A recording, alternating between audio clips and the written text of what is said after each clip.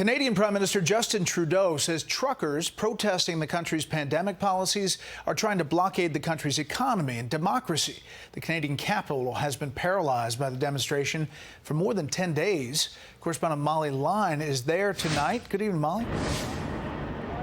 Good evening, Brett.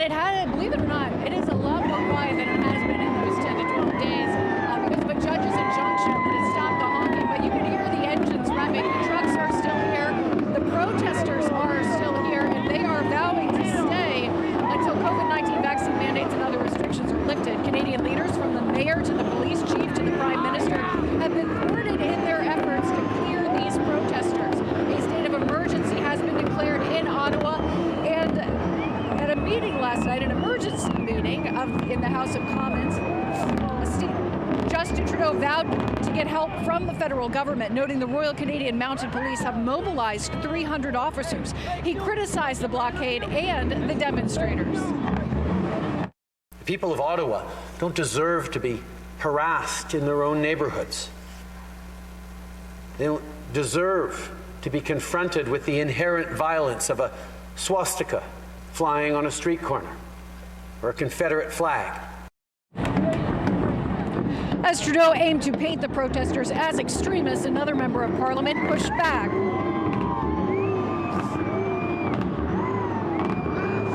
It's not just the protesters outside in the provincial capitals across the country who have these so-called unacceptable views.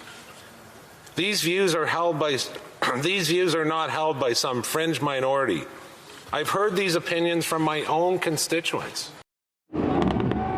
Ottawa Mayor Jim Watson claims people are living in fear and sent letters to Trudeau and other safety officials asking them to provide 1,800 officers to, quote, quell the insurrection. And protesting truckers are not only disrupting the core of the capital city, they're blocking or snarling cross-border travel as far west as Alberta and at the Ambassador Bridge crossing, halting vehicles from leaving Michigan.